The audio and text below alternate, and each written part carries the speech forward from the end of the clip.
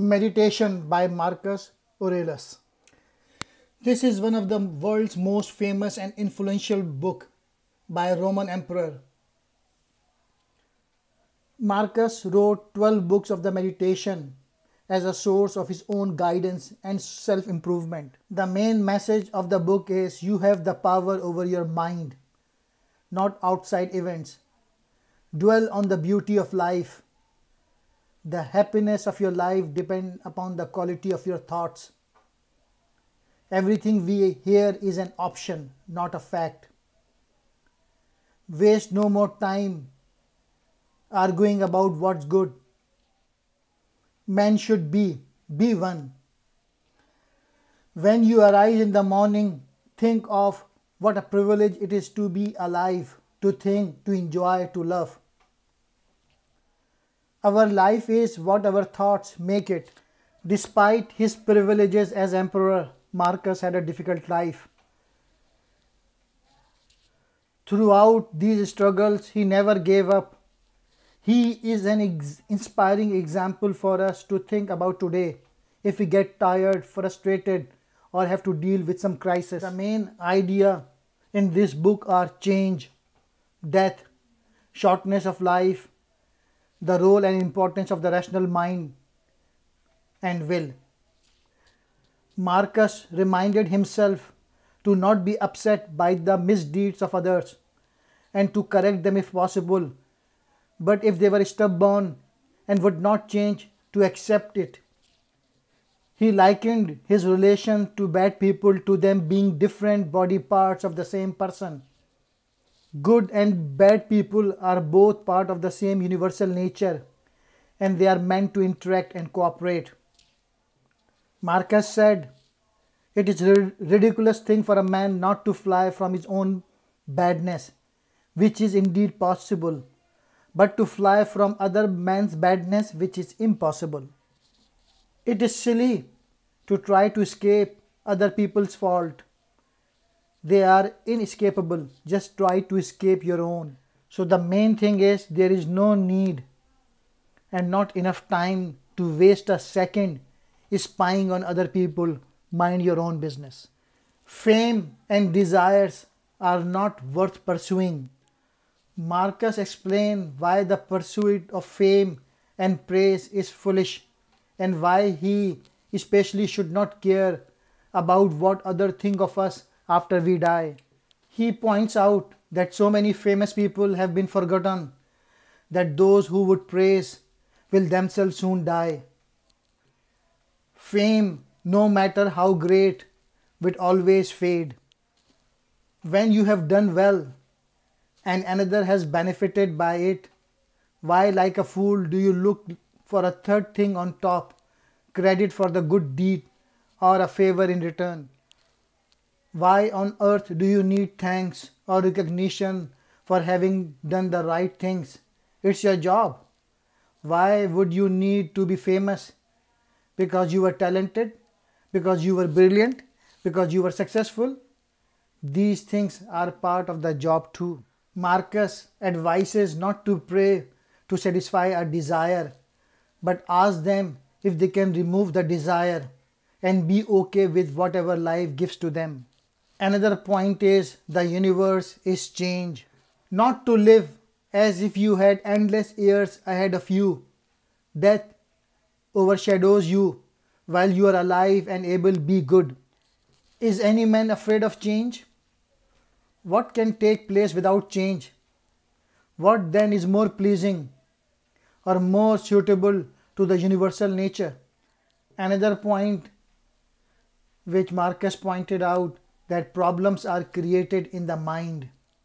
He believed that a person could immediately wipe any upsetting impression from their mind and be at peace. What anyone does or say, "I must be good," just if the gold. What everyone does or says, "I must be gold and keep my color." Choose not to be harmed and you won't feel harmed. Don't feel harmed and you have not been. Events can cause people to lose their cool and act immorally, but still they are not harmed by the events, but rather their reaction to them.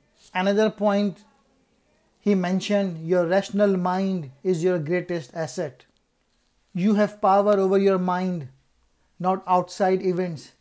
Realize this and you will find strength. Always remember following the most important lesson from meditation is that our minds have great power. Another lesson, people will always do awful and we are only responsible our own virtue. Another lesson, meditation relates to our mortality and the shortness of life. This book helps us in two ways.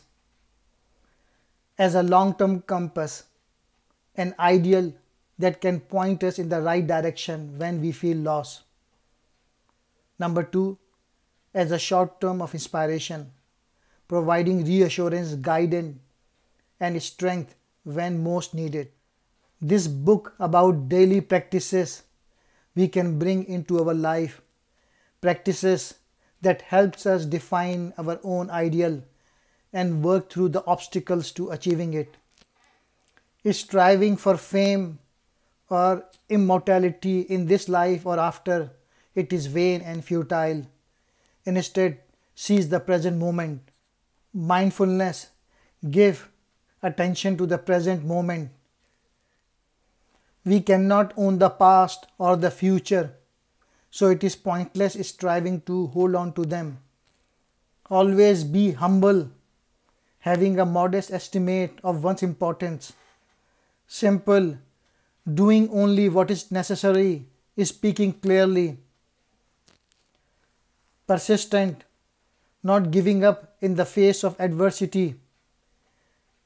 Patient, able to accept delays, problems or suffering without being annoyed or anxious. Mindful, consciously aware of internal and external circumstances in the present moment. Forgiving, feeling no anger about or not wishing to punish offenses, flaws or mistakes. We have to take time each day to sit and think with pen and a paper. The happiness of those who want to be popular depends on others.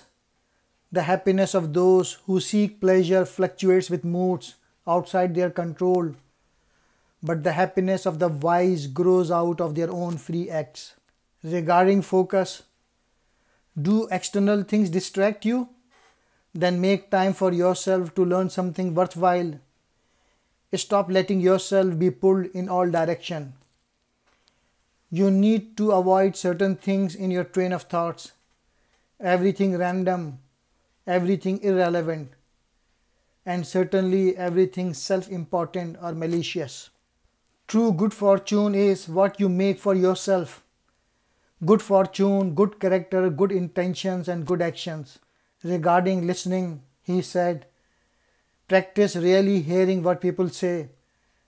Do your best to get inside their minds. It never ceases to amaze me.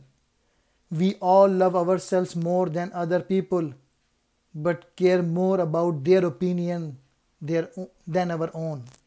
Marcus dies by being smothered with a pillow by his own son and heir Commodus, because the emperor wanted to disinherit Commodus, leaving Maximus in charge for a time until the Senate is ready to take control of power again.